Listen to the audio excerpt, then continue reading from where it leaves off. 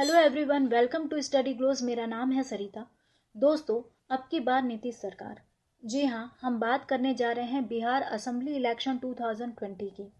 बिहार विधानसभा चुनाव 2020 के नतीजे 10 नवंबर मंगलवार देर रात तक आ गए। कोरोना की वजह से वोटों की काउंटिंग की रफ्तार धीमी रही और यही वजह है कि बिहार के नतीजे आने में देरी हुई। 3 चरणों में चुनाव हुए। चुनाव आयोग के आंकड़ों के अनुसार बिहार में 4 करोड़ से ज्यादा मत डाले गए। 243 सीटों पर बहुमत के लिए 122 सीटों की आवश्यकता होती है।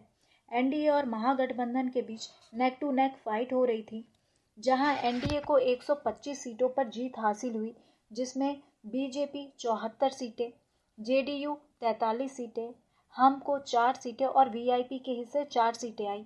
वहीं महागठबंधन को 110 सीटों पर जीत हासिल हुई, जिसमें आरजेडी को 75, कांग्रेस को 19, सीपीआईएमएल को 10, सीपीआई को 2 और सीपीआईएम को 2 सीटों पर जीत हासिल हुई।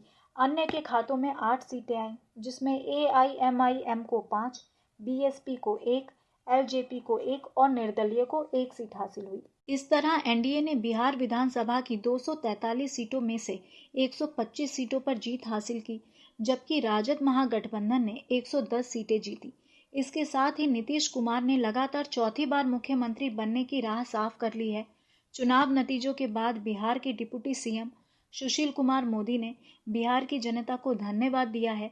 साथ ही उन्होंने साफ किया नीतीश ही फिर से बिहार के सीएम होंगे। लोजपा की बात करें तो चिराग तले अंधेरा रहा। जी हाँ, लोजपा अध्यक्ष चिराग पासवान ने इस चुनाव के दौरान अपने आप को मोदी जी का हनुमान बताया, लेकिन ये विभीषण साबित हुए।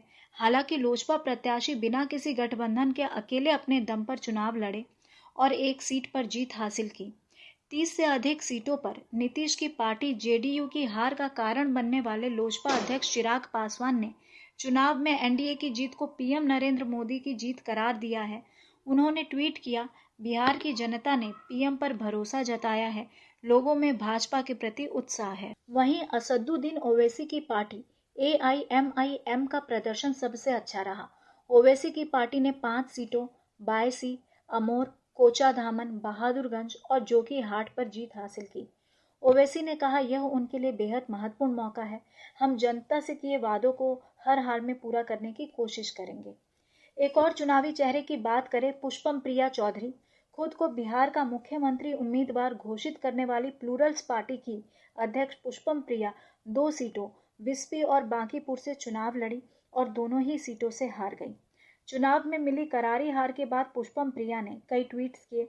उन्होंने ईवीएम हैक होने का आरोप लगाया।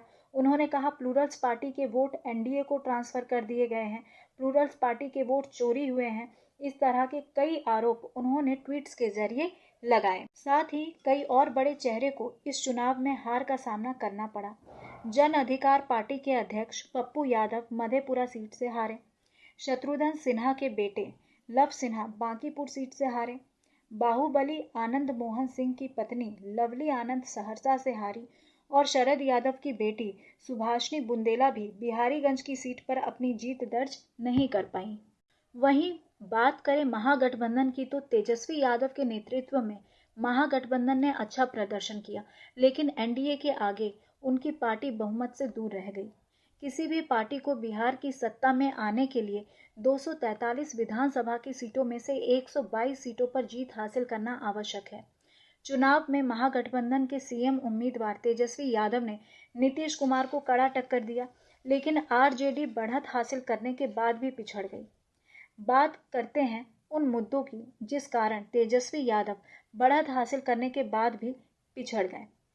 पहला कारण, 10 लाख नौकरी का वादा किया, लेकिन इसको लेकर उन्होंने कभी इस बात को साफ नहीं किया कि इतनी नौकरी देने के लिए पैसे कहां से आएंगे।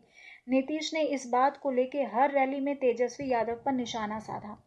दूसरा कारण, नीतीश कुमार लालू परिवार पर घोटालों का आरोप लगाते रहे, इससे भी तेजस्वी की छवि को खराब होने में मदद साबित हुई। तीसरा कारण, तेजस्वी पूरे चुनाव के दौरान सीधी तौर पर नीतीश कुमार पर हमला करते रहे और पीएम मोदी पर हमला करने से बचते रहे। इस तरह पीएम की तरफ लोगों का रुझान बना रहा।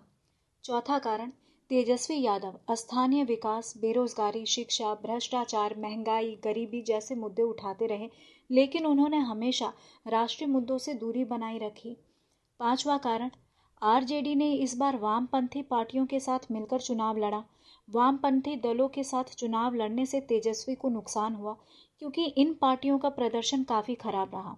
तो ये कुछ रीजन रहे जिस कारण सीएम का ताज नीतीश कुमार के हाथ लगा। आई होप आपको ये लेक्चर समझ आ गया होगा। So here is the end of this lecture. Comment करके बिहार विधानसभा के चुनाव पर अपना राय दीजिए। Thank you for watching.